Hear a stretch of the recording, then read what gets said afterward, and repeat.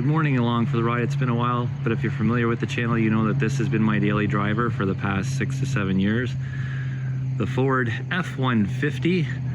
I love my truck. It does a lot for me, but I'm not really a truck person in terms of what I do, but I love the conveniences. So coming in right now is something we've talked about before. Here is what I'm looking at now. The 2025 Model Y Juniper. So yes, the Tesla Model Y. This is the new Juniper model, and it's something I'm considering, and the reason I'm considering it now is because the days of the cheap payments on the F150 are over. Between interest rates and just what's happening with the truck market in the US, no longer can we flip the equity into the new vehicle and get cheap payments, so that payment has increased. Also, the cost of the new Model Y has dropped significantly, and it has come down almost 20 grand. So that combination makes going electric quite a possibility now. So one of my first concerns is pulling this Sea-Doo, and not the weight of it. I know the Model Y can pull. It's rated for 3,500 pounds. It's definitely going to feel different than the truck. That was the one big advantage of the truck. But the other piece that I'm concerned about is the trailer hitch and the height of the trailer hitch. So the Model Y can be equipped with a towing hitch. What we want to check just now is what it looks like from the side. So let's get this tripod out of the way. Right, so there you have kind of what the hitch would look like and where it would be. It's sitting a little bit low. So if we take a look at the hitch, center of the hitch on the truck here on the F150, it's sitting at about 18 inches high. And that's a good place right now with the Sea-Doo. It sits nice and level. If we take a look at the Model Y and where it would be, so the one thing I do like about the Model Y is the hitch has a cover, and it would be sitting right about here in this plastic piece. And if we measure that, that's sitting at about, let's say 13 and a half. So that's a 5-inch offset, which isn't too bad. So the center of the hitch on the truck sits right about here at the bottom of the numbers on the license plate, which isn't as bad as I thought it would be. I think that's doable. So the next thing we're going to do is going to load up the back of the SUV with some of my tools, and as if we're going to the beach, because that's the two main things we use the back of the truck for. Other than that, most of the stuff I put in, I actually put in the back seat and flip the seats up, so I really don't need that much space. You can see there's not a lot of plastic in here down low, which means it's not going to get scratched up. It's got this material which I would definitely cover and put a mat down, even probably cover the back of the seats. But I like that there's not a lot of stuff that hard things can rub up against back here and put scratches in it. I even find that inside the truck on the side doors and stuff, depending on what you're putting in there. Which, I mean, I should probably just use the back of the truck more often. But yeah, I like this. So 38 inches to the curb. Let's see what we can get in here. So I typically don't bring a lot of tools with me. In fact, I don't typically bring this, but I'm curious to see if it fits underneath there like that, and it does, which it doesn't fit in the truck underneath the cover. So this is going okay. It's filling up quick. So if I put that guy there, that means I don't have a space for my miter saw stand if I was to take it. I don't actually take it often, but this is going to be a problem. And I could set it up here like this, or we could flip the seat down, which is now power, and do this. That's okay there. And some of this stuff could certainly go in the back seat, but just out of curiosity, let's get it all in here. And I usually have a milk crate or two of fasteners, which I was going to use this to represent, but if I do that and put that in there, close this, we are good to go to work. So that's not too bad. Oh, she's locking back up on me again. She likes to lock up quick. So loading of tools is a success. We could always have a little trailer hooked up to this as well and pull that, but I would be set. This typically isn't one I bring, so I could fill that with fasteners or whatever. Even if we rearrange this a bit.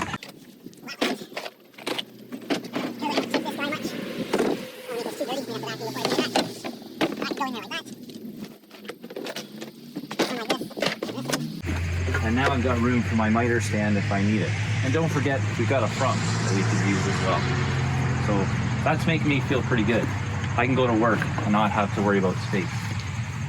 So we go to the beach. things tend to get a little bit bigger. Because we pull the Sea-Doo, we often have life jackets and stuff. When we go to the beach, we probably take more than we need to be taking to the beach.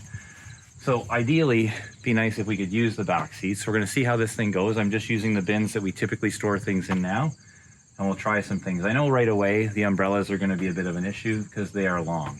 So my thought would be I would buy one with a roof rack, and maybe summertime, the roof rack would have a tule on it or something that you can put the umbrellas in, but let's just see how this goes. Here's the bin of life jackets. Oh, that's pretty fast, filling up.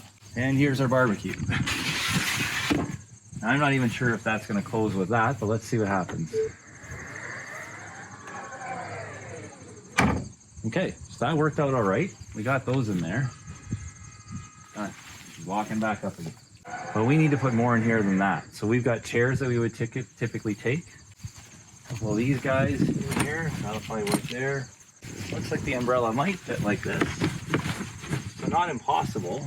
Now the one thing we are missing is the paddle board, and the paddle board's in another case, probably about this size. So I could flip the seats down and put it in the back seat, but then we can't have any passengers. So the beach would be a little bit tight, but maybe we just need to pack less when we go to the beach.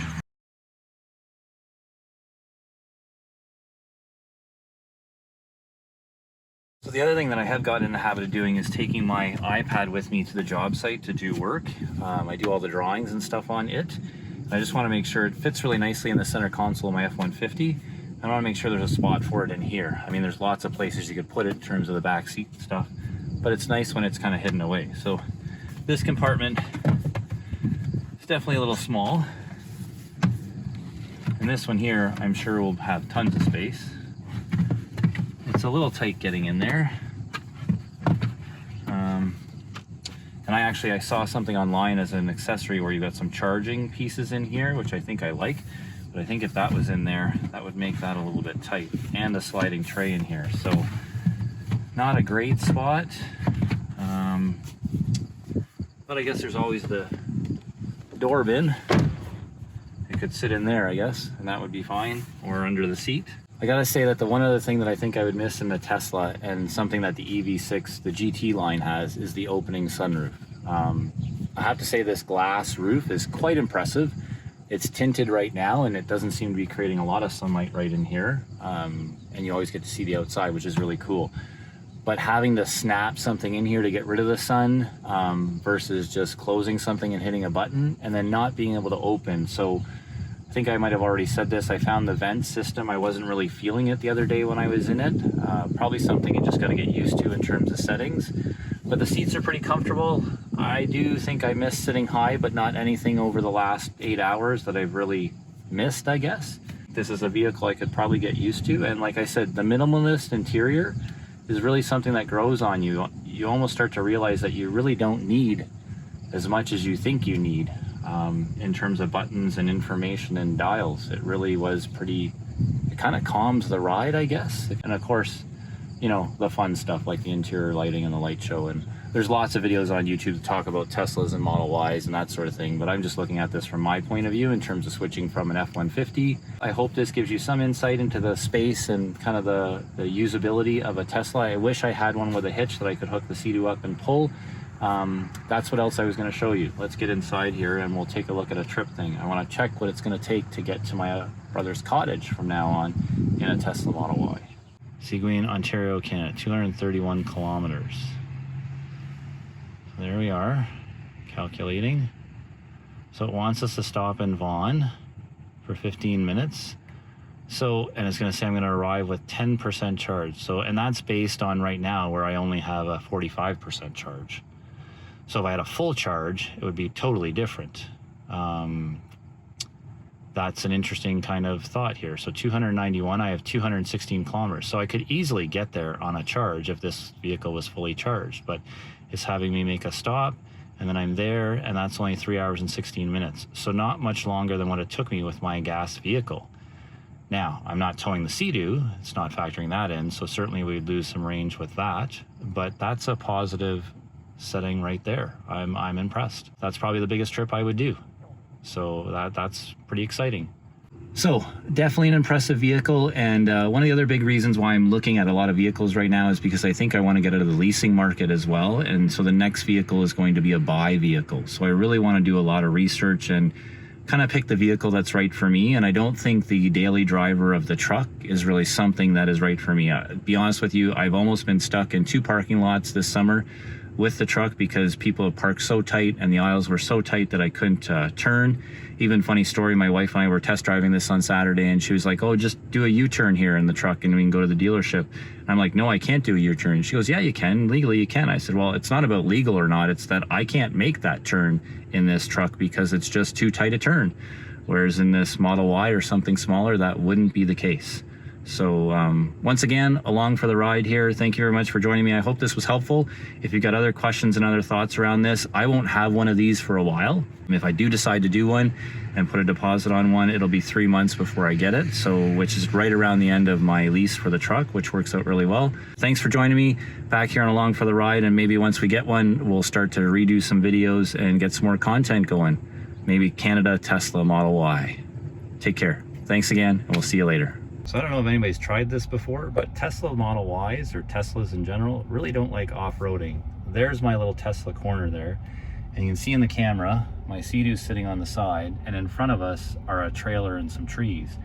And this is what it thinks it's seeing. 2 big semi-trucks. Kind of funny.